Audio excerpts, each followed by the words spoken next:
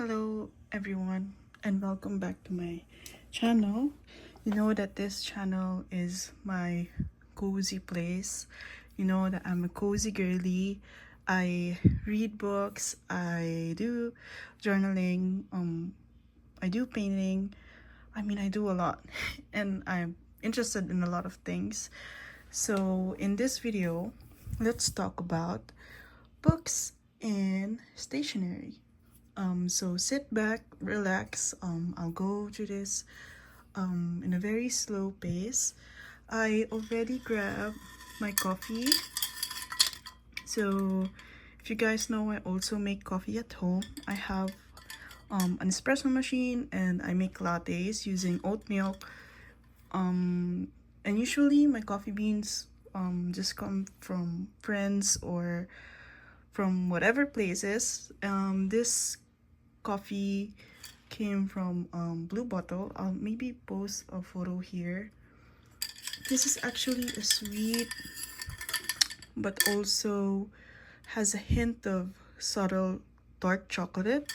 So if you're into that and you want to partner it up with oat milk, I really suggest to go with this kind of coffee bean.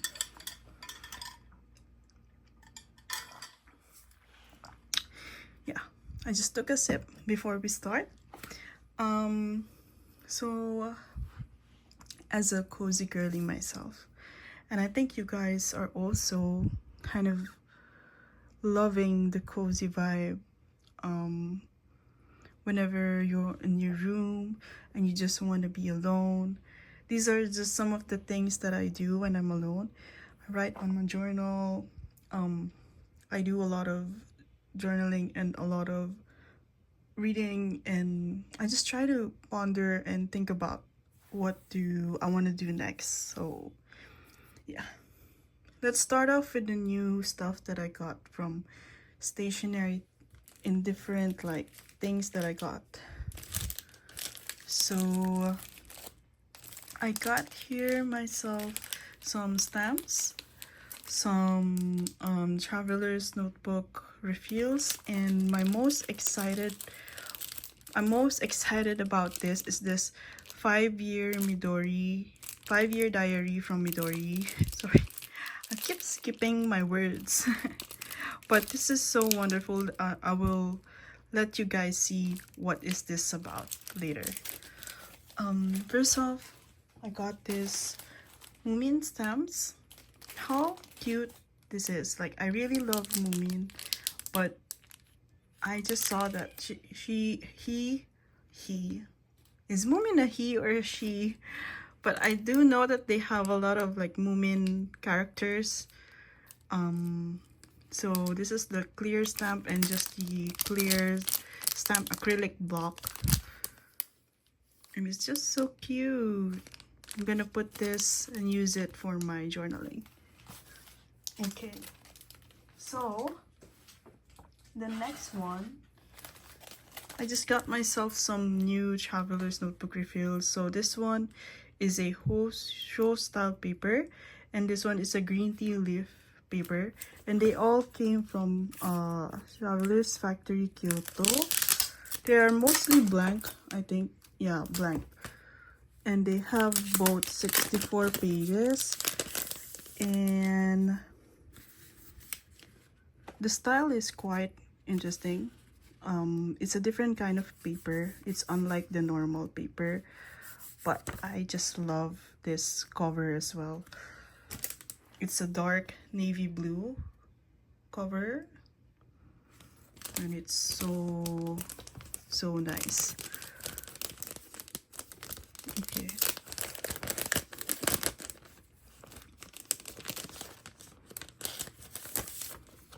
Oops.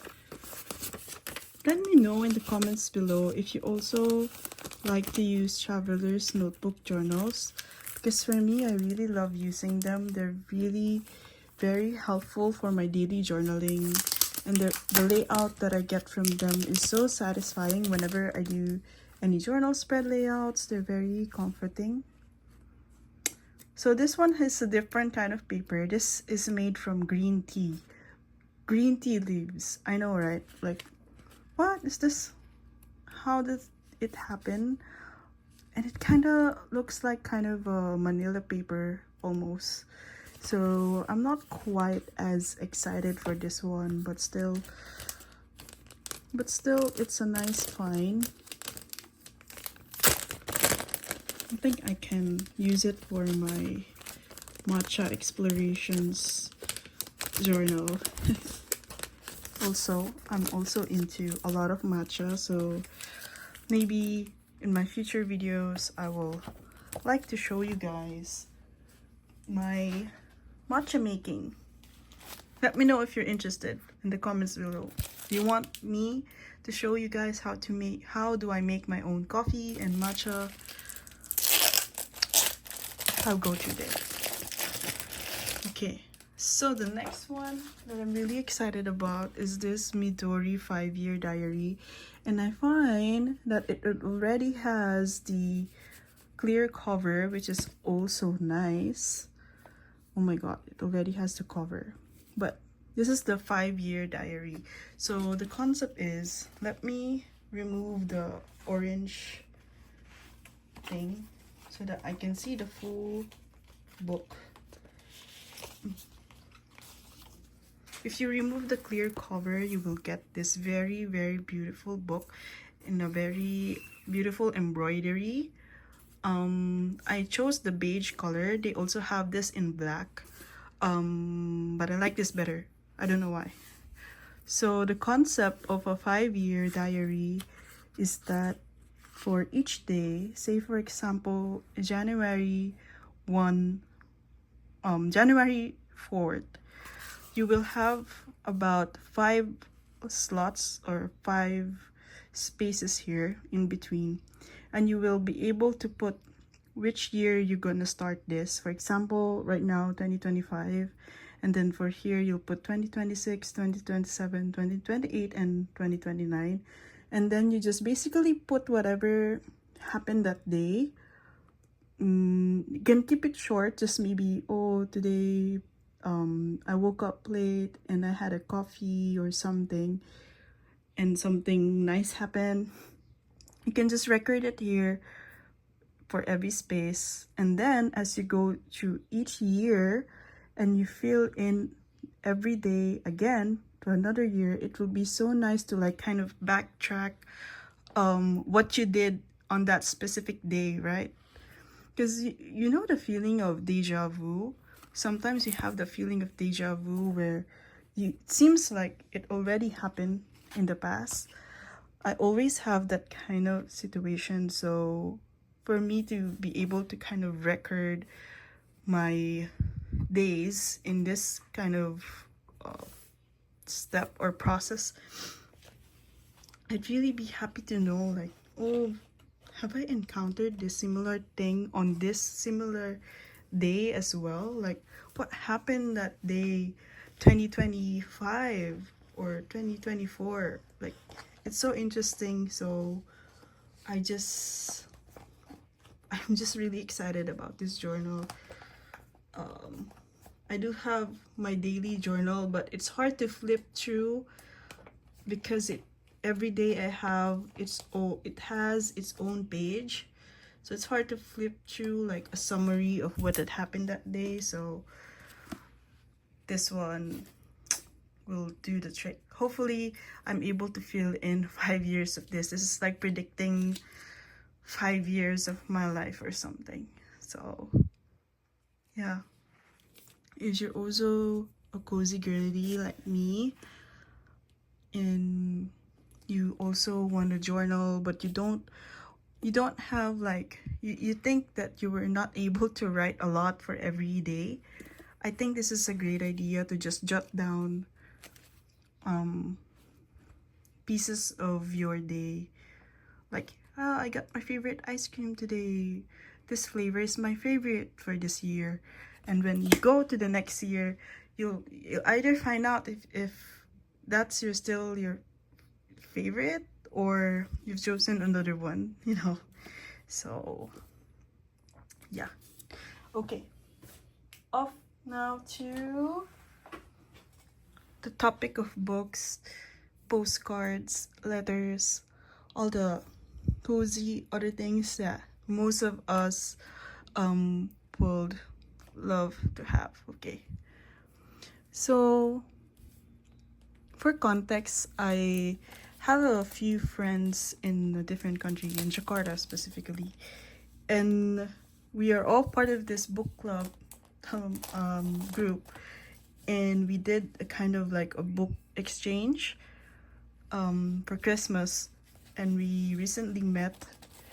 I just came back home yesterday actually, but the concept is we try to exchange books to each other, and those books are what we find most fitting for that person, because we already know their taste, we already know what they will seem to like. We kind of, exchange books for each other. And one of my friends gave me so many postcards, one of which is this cute little postcard, I think from Malaysia. It's this grandma quilting. And it has a window. When I saw this gift, I know it's just a postcard, but I kind of shed a tear, because this is for me kind of heartwarming, because I really love postcards, bookmarks, or whatever. So to be able to kind of receive postcards from friends are so actually nice to have. And this is another one. This postcard is from the Post Bookshop. This is a bookshop that I always frequent in Jakarta. I will try to post their details here, their Instagram.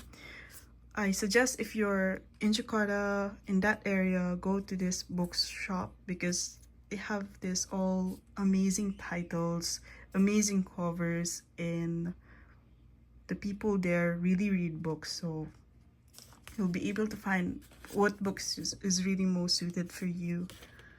And just a quick turn, my friend gave me a letter and wrote on the postcard. I won't be showing the whole letter, but basically she wrote me a letter and she wrote me, I've never in my life, in my adult life, receive this kind of long letter now. Like, I know most people just try to message each other like on the phone or maybe email or something, but guys, let me know in the comments below if one of your friends gave you this kind of long letter.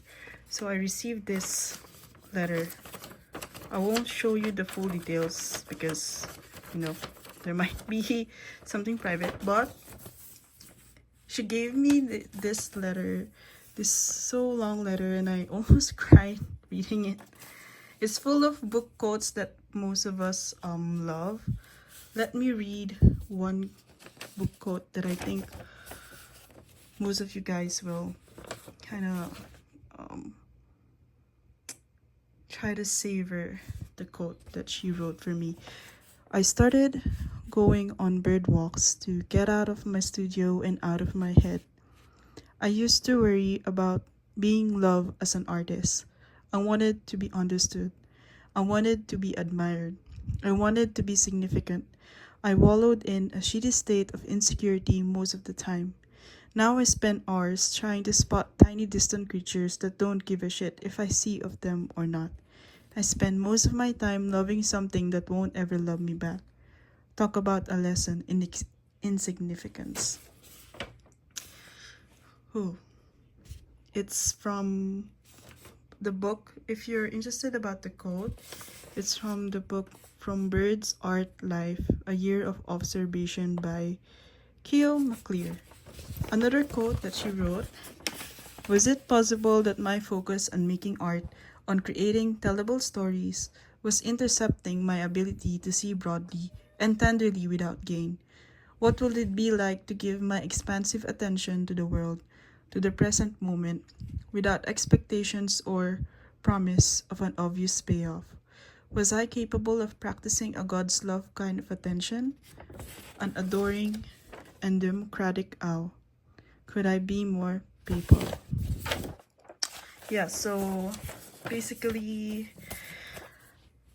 as a cozy girly like me, this kind of letters really resonates with me. So I always gonna keep it to my heart.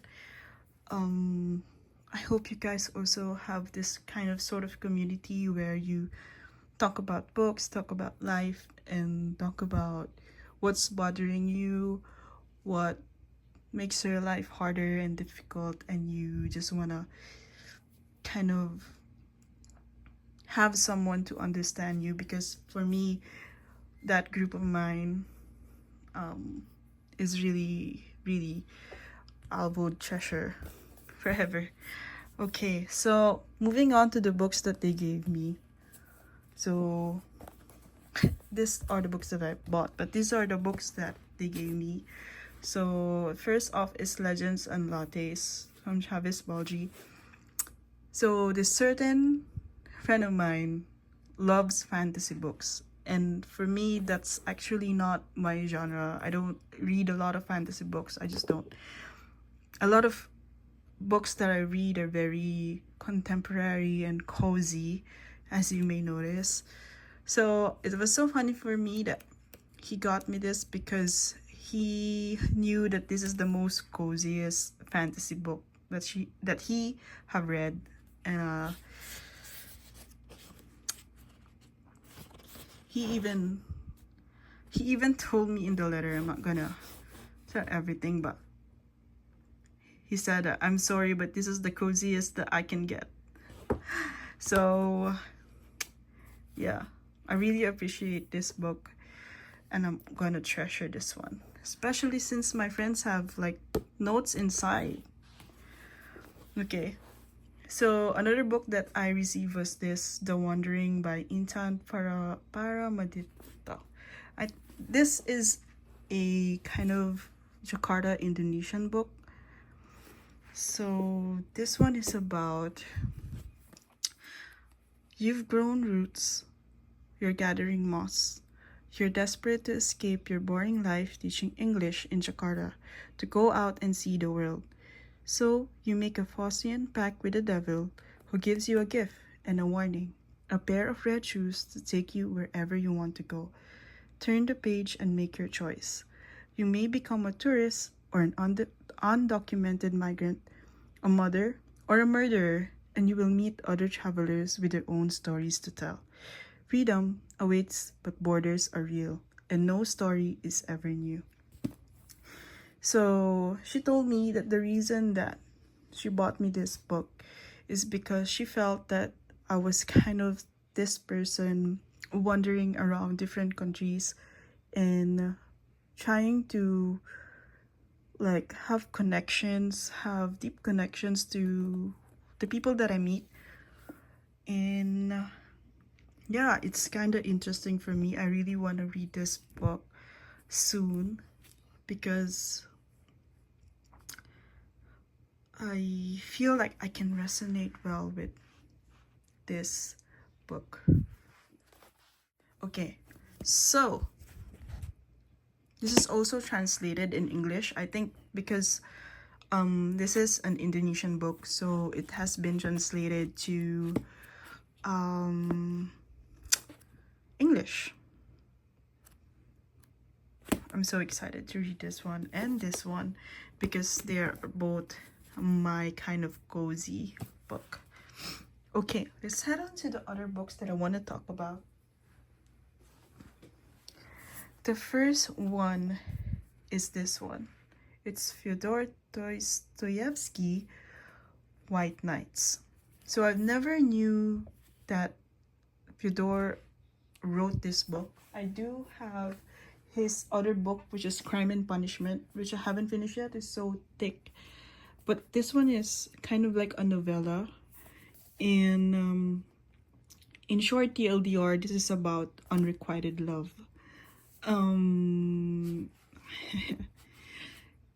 I bought this book after I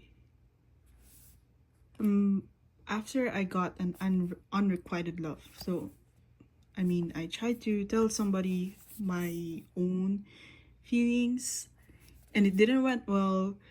So I went ahead and go to a bookstore, grab this book, and read it.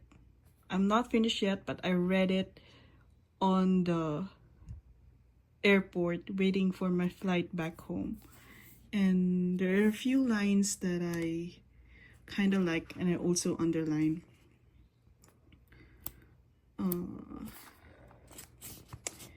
It suddenly seemed that I, so alone, was being abandoned by everyone, that everyone was deserting me.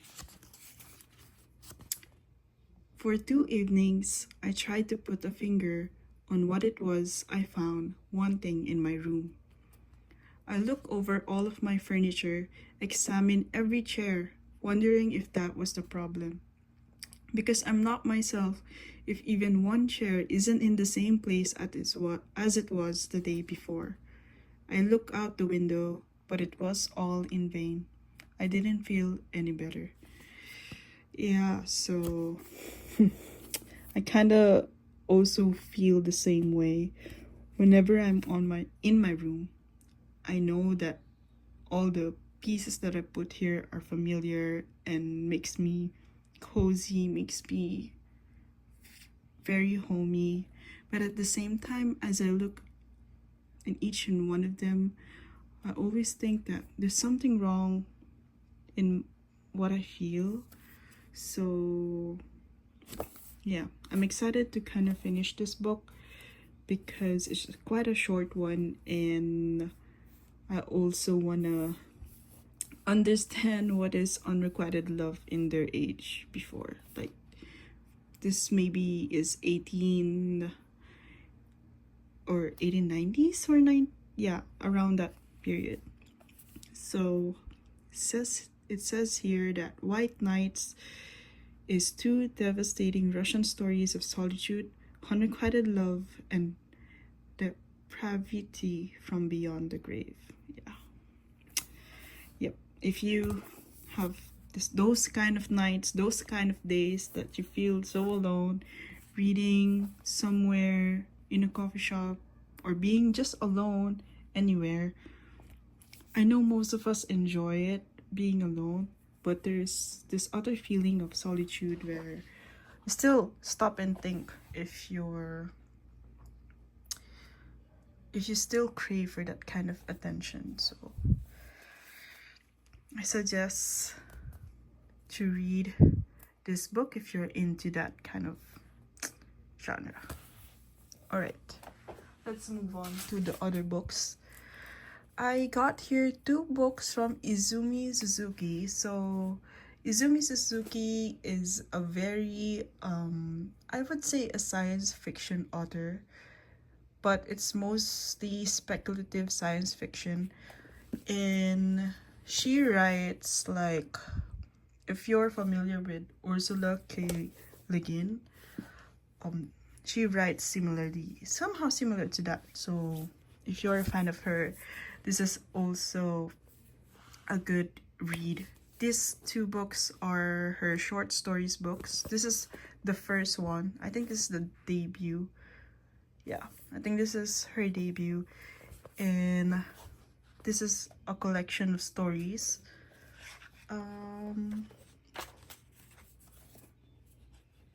Let's read the blurb.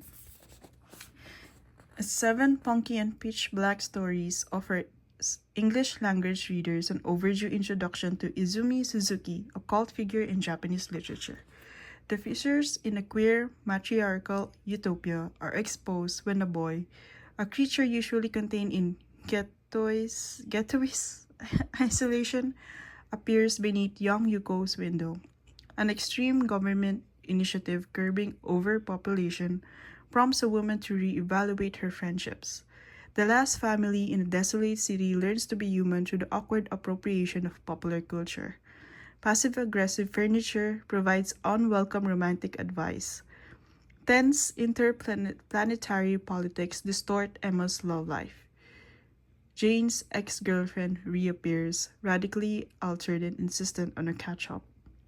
Tokyo's teenagers, disaffected and numb from excessive screen time, find distraction in violence.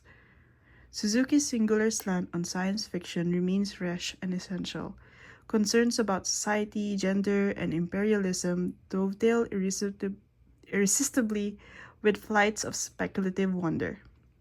And with a kitchen sink in the corner of even her wildest stories, Suzuki reminds us that while society may be limitless, relationships remain impossible. Alright. And the title is Terminal Boredom. Okay, another short story because I do came from the airport. You know, airports are very boring. You've gotta wait for you to get, to the boarding gate and whatever. So I kind of read the first story because I currently was in terminal and I was really bored. So I I just grabbed this and just read the first parts of the stories, and it's really good, guys. It's really good. This is the first story, Women and Women, and it's very interesting. So I won't go into details of what it's about. It's just something that will make you think about deep thoughts. Okay, I'll just tell you something here.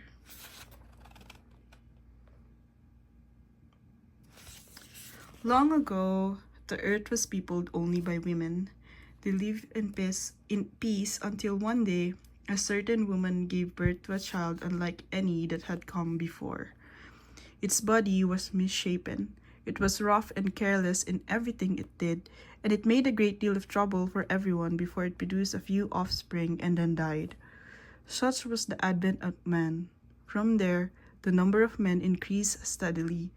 It was they who invented war and its requisite implements. Worse still, they began to toy with notions like revolution, work, and art, wasting their energy on all manner of abstract pursuits. And they even had the audacity to claim that this was the greatest characteristic of mankind, the zealous pursuit of adventure, romance, all things that were utterly useless in everyday life. Though men were adults, they were children, seemingly complex but as simple as could be. They were utterly unmanageable creatures. Women had something as well, something called love, but this was much more concrete. It was putting up with a crying baby, changing its diapers, even though you were exhausted. It was sharing any food you found with the weak little beings in your care, but not with outsiders, because if you did that, you and your bloodline would not survive. I mean, thought-provoking for being a woman and a man in this age is very nice. That paragraph really struck me out, so I still want to read more of her stories.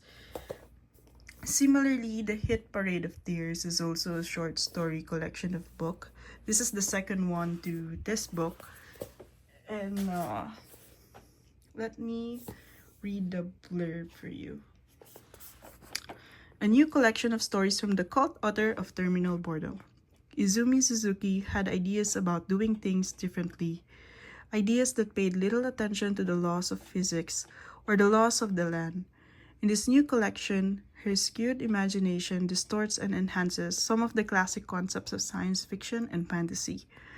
A philandering husband receives a bestial punishment from a wife with her own secrets to keep. A music lover finds herself in a timeline both familiar and as wrong as can be. A misfit band of space pirates discover a mysterious baby among the stars.